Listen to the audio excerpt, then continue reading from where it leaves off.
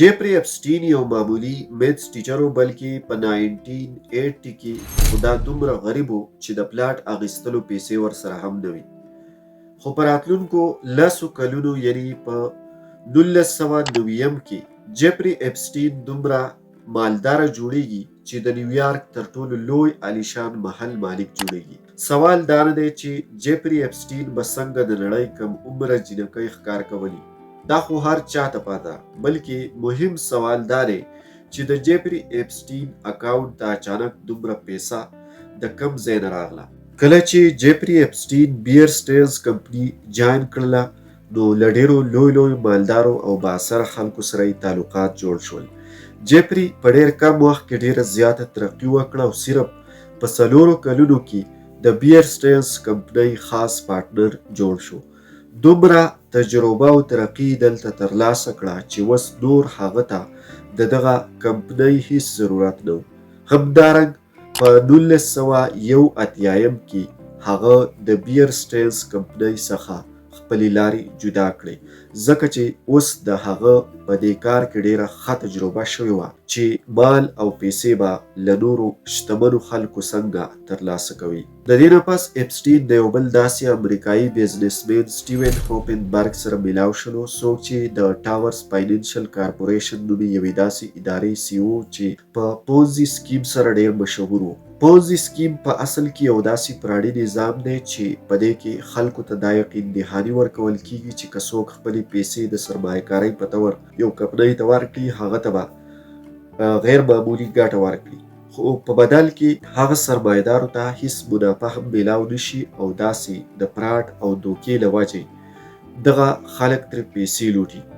سټیون هوپنبرګ د نیویارک ټایمز د ریپورټ تر مخې له نورو سرمایه‌دارو خلکو نه 450 میلیارده ډالره یعنی 45 کروړه امریکایي ډالرز سرمایه پټه کړې ده. د میډیا ریپورټس تر مخې جیفری اپسټین د سټیون هوپنبرګ یو نږدې ملګری و، یعنی دا دواړه ډیر لوی فراډیان وو او دواړه به له نورو خلکو نه د پونزي سکیم فراډ سیستم په ذریعه پیسې وهلې. کله چې د اف بی آی او سیکیورټیز اینډ ایکسچینج کمیشن نومې ادارې نظر د هغه په دې فراډي او مالیاتي سیستم پرېوتلو نو په هغه تحقیقات شروع کړل او خواوشا 20 کاله قید سزا سټیون هوپنبرګ ته واورولې شوه. د اپسټین مالي فراډي ملګری او پارټنر خو زندان ته ولېږدول شو، خو اپسټین ته هیڅ ډول سزا ورنه کړې شوه، حالانکه په دغه فراډ او سکیم کې اپسټین هم پوره شریک و.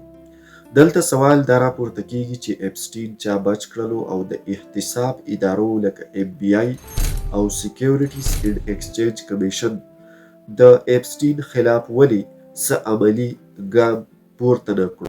لکه څنګه چې موږ مخکې دا حقیقت ستاسو په وړاندې بیان کړو چې جیفری اپسټین به له طاقتورو خلکو سره خپل تعلق په هر قیمت برقرار ساتلو. په دغه موقع چې اپسټین چا له اف بی آی او نورو انویسټیګیشن ادارو څخه بچ کړو، هغه کس ډګلس لیز و. ډګلس لیز یو برطانوي ارمز ډیلر او کنټریکټر وو چې د برطانیې حکومت لپاره یې کار کولو او د منځني ختیځ له هیوادونو سره به دفاعي معاهدې کولې. کله چې اپسټین له بیئر سټیلز کمپنۍ څخه بهر شولو نو د ریپورټونو مطابق د هغه رابطه له ډګلس لیز سره هم وشوله.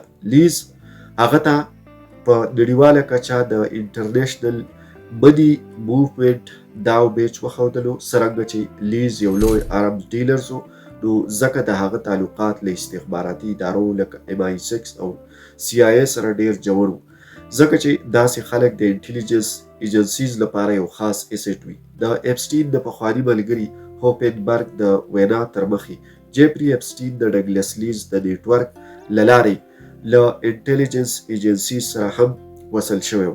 همدا وجه وه چې کله د اپسټین پارټنر هوپنبرګ ته په 450 میلیونه ډالره فراډ کې د 20 کاله قید سزا واورول شوه نو اپسټین بې له کمې ویرې آزاد ګرځېدلو. هغه ته پوره یقین و چې تر څو پورې هغه د داسې طاقتورو ادارو او خلکو لپاره کار کوي نو قانون ورته هم هیڅ نشي ویلی.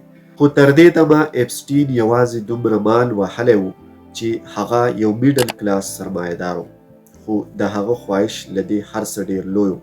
هغه غوښتل چې په لویه کچه پیسه او مال ترلاسه کړي.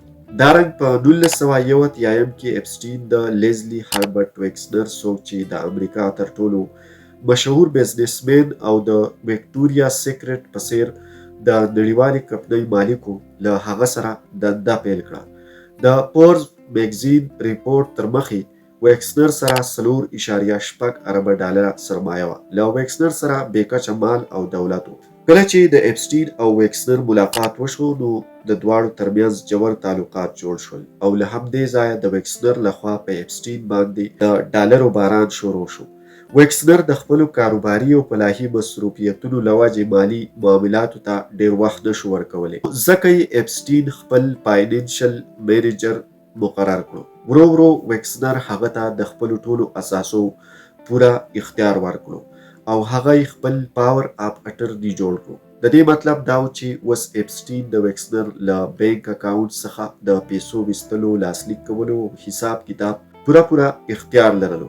همدا هغه موقع وه چې اپسټین ورپسې له کلونو راهیسې ګرځېدو. ویکسنر هغه ته په نیویارک کې خپل په 38,000 مربع فیټه احاطه کې جوړ شوی عالیشان محل د ویډیا اوسېدلو لپاره ورکړو. صرف دا نه بلکې ویکسنر ورته خپل شخصي جهاز بوینګ 727 هم ورکړو چې وروسته ورته د لولیتا ایکسپریس نوم ورکړل شو.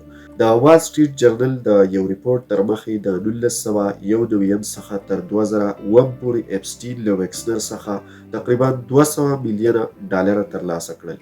د دې نه علاوه هغه د یو بل بزنسمن لیون بلیک سره هم د یو مالیاتي کارپوه په توګه کار کړی او له هغه نه هم خواوشا 100 میلیونه ډالره سرمایه ترلاسه کړي. همدارنګه په 1998 کې هغه تقریبا په 8 میلیونه ډالره د لیټل جیمز آیلینډ په نوم یو جزیره واخیسته، چېرته چې به هغه د انډریج ګرلز ټریفیکینګ توره دنده چلوله. د اپسټین په دغه توره دنده او کرایم نیټورک یو بیل او ځانګړی چپټر مونږ تیار کړی. هغې له به راتاویږو. په هغه چپټر کې به تاسو ته د هغه ټول ناوړه کردارونه را برسېره کوو، خو دلته تاسو ته دا حقیقت واضحه کوو چې اپسټین د دغې جزیرې انتخاب د یو خاص علت له وجې کړی و. د امریکا د حکومت د یو خاص پروګرام اکنامک ډیولپمنټ لاري چې په دغه جزیره کې کاروبار کوونکو ته 90% پورې په ټیکس کې رعایت یا اکزیمپشن میلاوېدو. په دغه چالاکۍ اپسټین له 1999 څخه تر 2018 پورې تقریبا 300 میلیونه ډالره ټیکس بچ کړو.